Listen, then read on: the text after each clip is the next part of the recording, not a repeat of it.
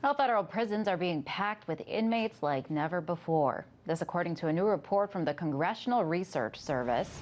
According to the Bureau of Prisons, in 1980, 25,000 inmates occupied federal prisons. In 2012, that number multiplied to 219,000. So what's contributed to the skyrocketing rate? Well, the CRS says changes in federal sentencing is a driving force. For more what's behind this prison population explosion, RT correspondent Ramon Galindo joins us now. Hi, Ramon.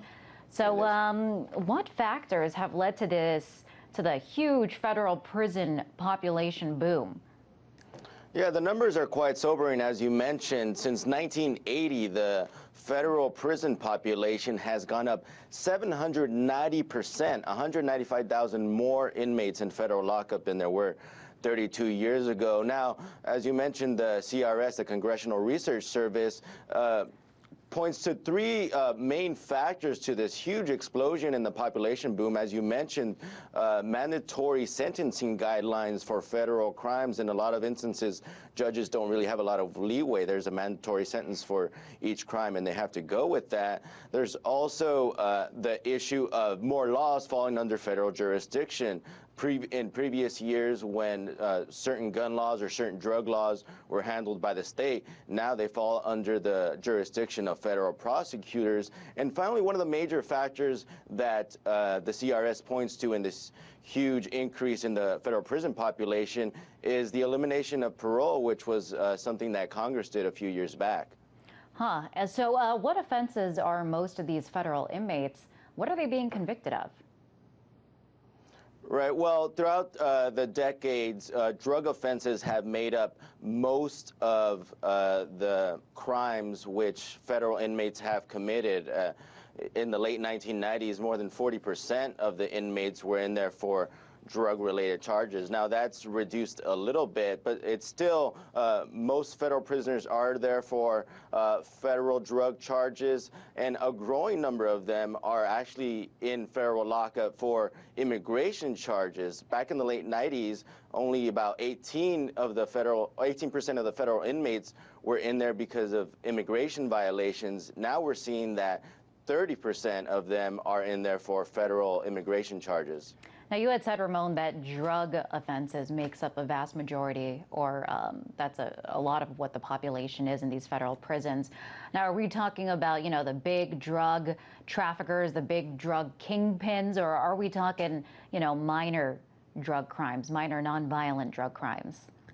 Right. Well, from this report that we get from CRS, the federal drug crimes are mostly classified by possession of narcotics with intent to sell. It doesn't really distinguish how large of a drug dealer that person was, and that's why a lot of people think that many of these drug cases which are tried in federal court can be tried in state court, and these offenders could be sentenced to much more lenient sentences. Now, what role does the private prison industry play in this growth of the federal prison system? Sure. Well, the amount of federal inmates in the private prison system is much smaller than federally run prisons, but it's been growing a lot since 1980, when less than 2% of federal inmates were sent to these privately contracted facilities. Now we're seeing that nearly 20% of federal inmates are being sent to federal facilities run by corporations such as the GEO Group and the Corrections Corporation of America. And now we've reported in the past how these corporations have benefited greatly by the Department of Justice pursuit of immigrants. And as we've seen, they've been able to profit quite a bit from the increased lockup of immigration offenders. It seems like a very lucrative industry, this growing industry of private prisons. Ramona, what can be done? What kind of changes in policy can be implemented to address this issue?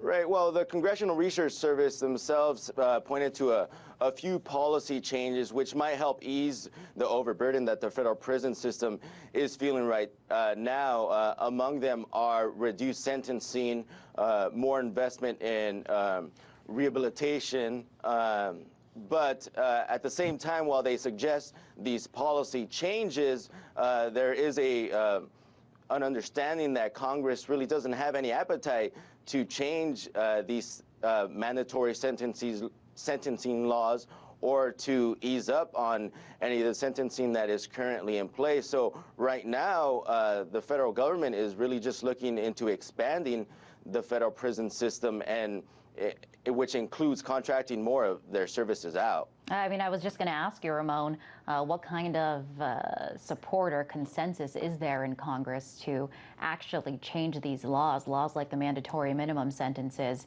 and some of these other strict federal sentences that we've seen implemented since the 1980s, since the prison population has expanded. But Ramon, is there any incentive or is there any talk or support for reforming these laws? Right. Well, people who advocate against prison overcrowding are obviously putting the pressure on Congress. But as we mentioned before, there is a growth in the private prison industry, and with that comes a very powerful lobby in D.C., which, of course, is going to push for tougher laws. And really, historically, these tough on crime legislators have shown to have a lot of success in Congress. So right now, even the CRS is doubtful that there's any appetite in Congress to really pull back on these mandatory sentencing and tough sentencing guidelines that are in place right now for federal crimes. Well, then I guess we're going to, that being the case, it seems like we could only presume that these numbers are going to continue to grow. Ramon, thank you. That was RT correspondent Ramon Galindo. You bet.